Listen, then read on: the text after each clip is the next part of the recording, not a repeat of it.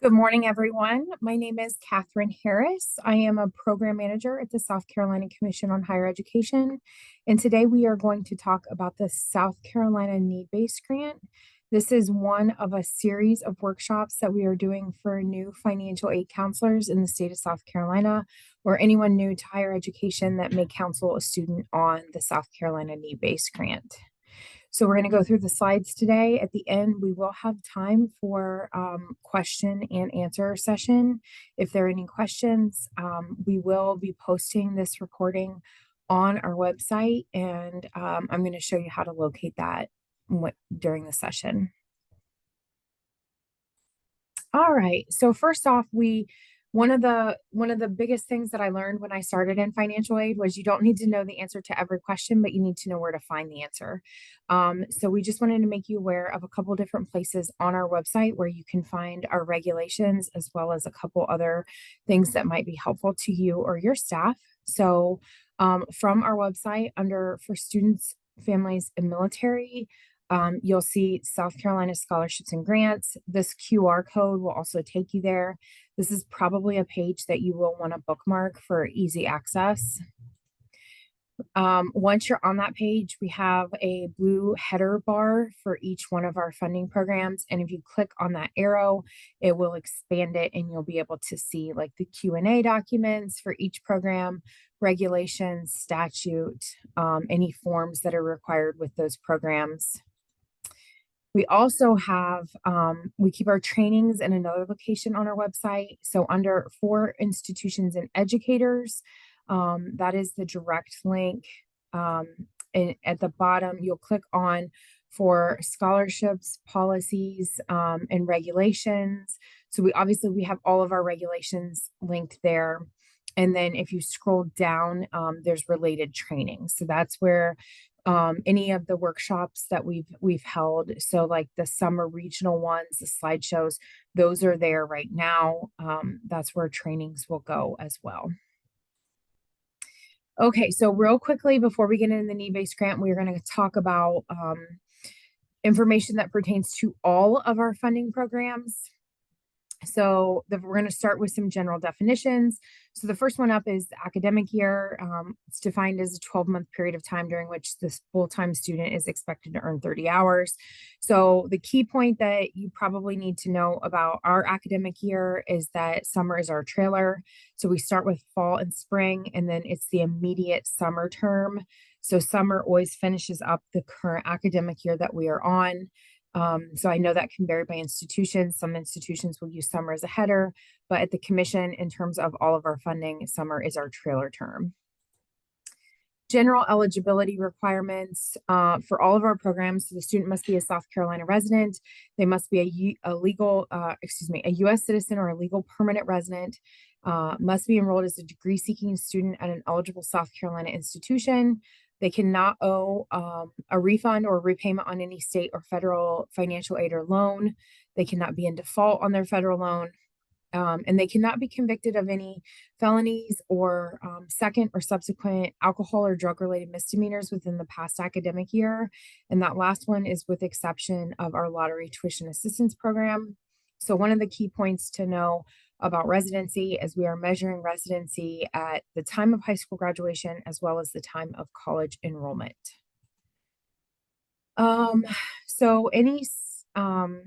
So real quick before we cover financial aid awarding language, just to give you a heads up on this slide.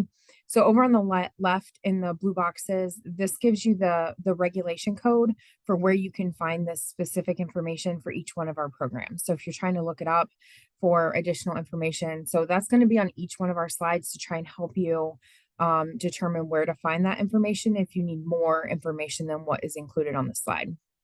So any institutions in South Carolina that are promoting financial aid incentive packages, they're prohibited from using state scholarships or grants programs in those packages. They have to separate state scholarships and grants from university funding. So I guess the biggest thing here is if you're doing a promotion and you're saying, So I guess the one we get the most questions about is free tuition. So if your free tuition includes your state scholarships and grants, the student has to be aware of that. It has to be clear to the student that the South Carolina scholarship or grant is helping pay for that tuition in which it's being promoted as free. All eligible, so this is illegal immigration reform language. So it's Act 280. And so basically what it says is that the institution of the state has to develop an institutional process by which they are determining the recipient's lawful presence in the United States pursuant to the United States Code Section 1373C. So basically, you have to have your institutional review process. And then I think the next one says you have to have a specific person that's in charge of that. So lawful presence is defined as individuals who are in the United States legally and documented. They have to be verified through the federal government prior to college enrollment in order to be considered eligible to receive state scholarships and grants. And then the accountability. So this was what I referenced before. It basically just says that each institution has to identify a representative on the campus who will be responsible for determining the student's residency classification. So a lot of times when we are using working language, we refer to these individuals as a residency officer or residency coordinator on your campus. Program administration and audits. So basically, each institution has to identify an individual on the campus who will be responsible for the operation of the program on the campus and will serve as the contact. And then we obviously need to know who that is so we know who to communicate with. They will also identify someone who acts as the student's fiscal agent to receive and deliver funds through the program to the student. So through program administration, if there is a situation on a campus where it's determined that the institution failed to verify lawful presence in South Carolina residency, the institution has to immediately reimburse the funds that were dispersed in error. And so you can find the regulation for each one of our programs is labeled here on the right. And then, so we also have auditing. So program administration and audit. So auditing says that CHE is responsible for the allocation of funds according to the guidelines and the regulation governing the program, and that auditing is our oversight to determine that the institutions are doing so accordingly, and therefore we are monitoring the expenditure of the funds. So all institutions have to abide by the program policies, rules, and regulations, and we do have auditors that perform audit reviews to make sure that funding is being dispersed according to guidelines and regulation. Student records. So based on the regulations are listed here on the right for each program. You have to retain annual paper or electronic. I hope most of you are electronic at each award to include at a minimum. These are located in CHE's audit policies and procedures manual. So I'm not going to go through all of them, but you have to have your award notification. You have to have the student's residency status and citizenship status. The student has to be enrolled as a degree-seeking student. The affidavit certification documenting the student is not in default or owes a federal student loan. That they've never been convicted of a felony or any second or subsequent alcohol or drug related misdemeanors. You have to be able to show you institutionally dispersed to the student. If the student has any military orders, you need to retain those. Verification from institutional disability services provider. So that is specifically in reference if the student has a approved reduced course load accommodation. So you would need to retain a copy of that in the file. Verification of cumulative GPA and annual credit hours earned for renewal purposes. And then verification of academic department of enrollment for the declared major. That is specific to our enhancement. You have to maintain that so we know that they are an eligible major for the enhancement purposes. And then also for enhancement, verification that the student met the 14 credit hour requirement at the end of the first year of college to qualify for the enhancement.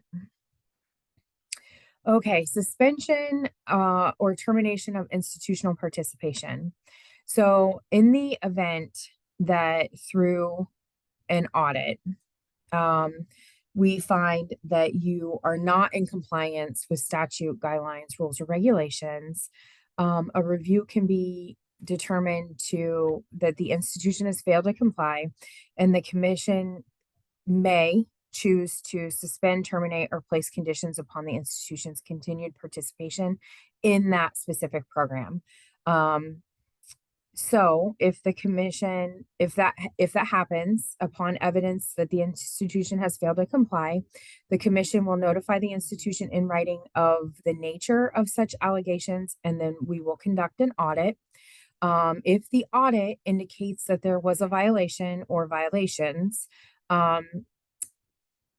the commission shall secure immediate reimbursement for the funds, and any that were expended out of compliance. So that funding will have to be returned immediately, and then the commission will decide if there are any conditions placed upon the institution, or if there's a suspension or a termination based on the violations.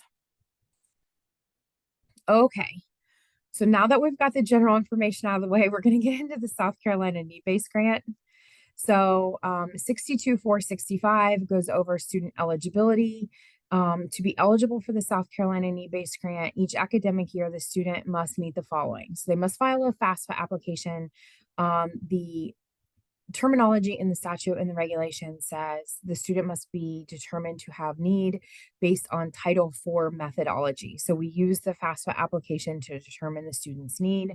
They must be a legal citizen or a U.S. citizen or a legal permanent resident. They have to also be a South Carolina resident. And then they need to be enrolled or accepted for enrollment as either a part-time or a full-time degree-seeking student at an eligible public institution in South Carolina. They must reapply for need-based grant each academic year by meeting all of the eligibility requirements annually. So real quick I said they have to be at an eligible program at a public institution. So the South Carolina need-based grant can be used at any 2-year or 4-year public institution. For our independent institutions, we send that funding to the South Carolina Tuition Grants Commission, and the student will receive their need-based grant through the South Carolina Tuition Grant. 62-475 of the need-based grant regulation states that for duration of award and continued eligibility, for graduation purposes, the student must earn at least 24 credit hours each academic year if they are a full-time student, or they must earn at least 12 credit hours as a part-time student if they receive the need-based grant. If the student is awarded only one semester of the academic year as a part-time student, and then the other semester as a full-time student, they must earn at least 18 credit hours for that academic year. If a full-time student is awarded for only one semester of the academic year, they must earn at least 12 credit hours. For full-time or part-time, they must earn 6 credit hours.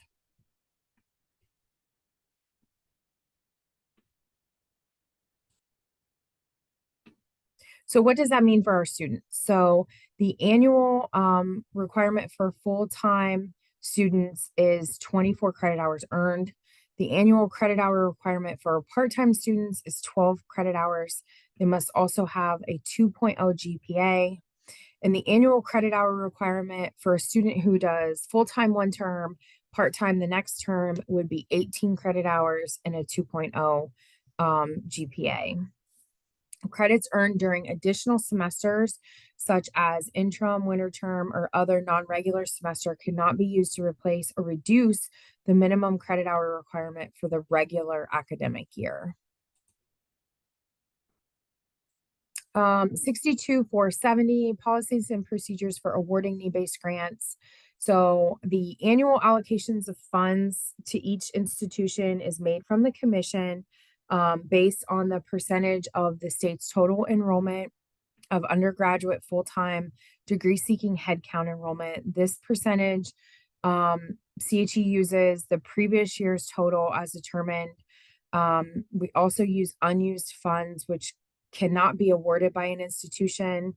We call those carryover funds. So we'll use those into the current year's funding to help determine the allocation for the current year.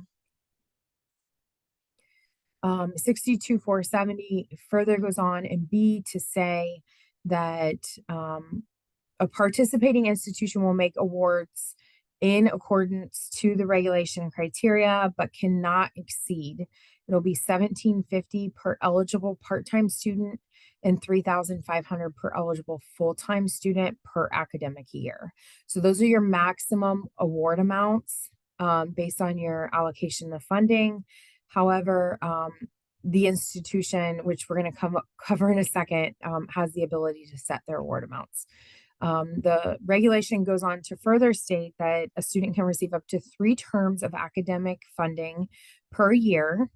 They cannot exceed 100% of the annual award amount, and no more than 50% of the award can be dispersed in any given term.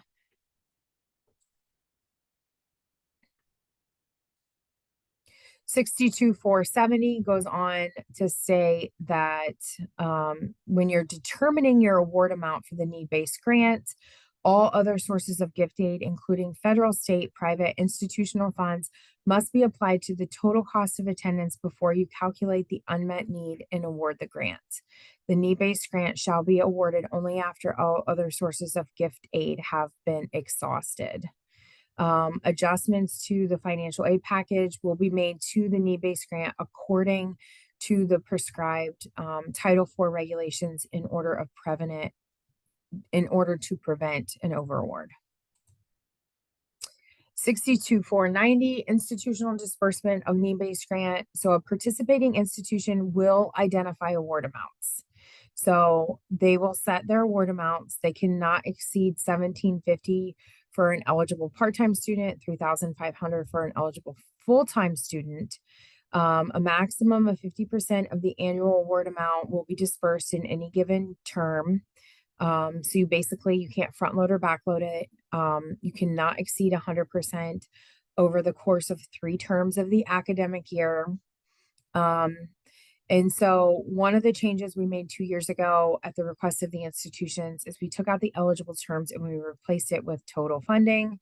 So they cannot receive more than need-based grant funding totaling more than $14,000 for students seeking a first baccalaureate degree or a program of study that is structured so as not to require a bachelor's degree that would lead to a graduate degree, or $7,000 for students seeking their first associate's degree, $3,500 if a student is seeking their first 1-year certificate or diploma. Students who obtained an associate's degree initially are eligible to apply for need-based grant upon enrollment in their first baccalaureate degree that is structured so as not to require, or a program that is structured so as not to require a baccalaureate degree. For students who have received an educational credential through a 1-year program, initially they are eligible for application to the need-based grant program in their first associate's degree, first baccalaureate degree, or a program of study structured so as not to require a baccalaureate degree that leads to a graduate degree. So what does that mean exactly? So for our first 1-year certificate or diploma, they can receive up to $3,500 maximum funding. For our students' first associate degree, They can receive up to $7,000 in maximum need-based grant funding. And for our students who are doing a first bachelor's or a program that does not require a bachelor's that leads to a graduate degree, they can receive a maximum of $14,000. That is the equivalent at the full-time amount. If you do the math, these are the equivalents to what would be 8 terms. But we are doing the dollar amount to replace the terms. So the South, we do have 2 additional programs that we fund through the South Carolina tuition grant. It's the South Carolina need-based grant. I'm sorry. So the first one is the foster care youth, and that funding is provided through Proviso 11.8. And what it says is that it enables an additional need-based grant award for youth in the custody of DSS or attending an eligible South Carolina institution of higher education. So for this purpose, an eligible South Carolina higher education institution is defined as an IHL that receives South Carolina need-based grant funds from CHE or through the South Carolina Tuition Grants Commission. So for foster care youth funding, we administer this program for the state, regardless of whether they're public or private. CHE has the funds to administer for this program. So for the need-based grant awarding section, 62470F states that institutions must give first priority and award a maximum allowable need-based grant plus the additional foster care grant up to $2,000 toward unmet need. So that would be $1,000 per term if full-time, $500 per term if part-time, to foster care youth who are in the custody of DSS or participating in an aftercare program through DSS.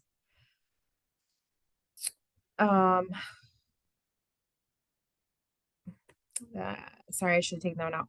So in order for us to identify students who would be qualified for the additional foster care youth funding, before you can award, we have 2 documents that we need to receive.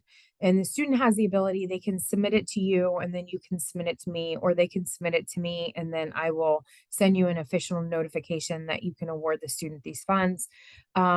So we need the waiver form, which is on our website under the foster care, or excuse me, under the need-based grant. But it has to accompany a letter from DSS. So I do have a DSS contact. The waiver has to be completed by a case manager or representative from DSS as well. So I do have a DSS contact. If you have a student who needs assistance with getting these completed, please reach out to me and let me know. We can help you get these done.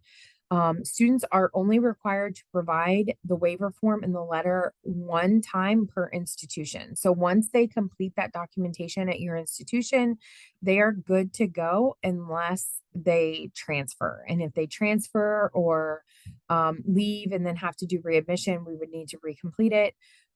If the student meets the eligibility requirements for the need-based grant and the proper documentation, you are free to award. So the documentation has to come to CHE. I record the students, we track their data for terms and spending, and then I will send you an official notice to award for your file.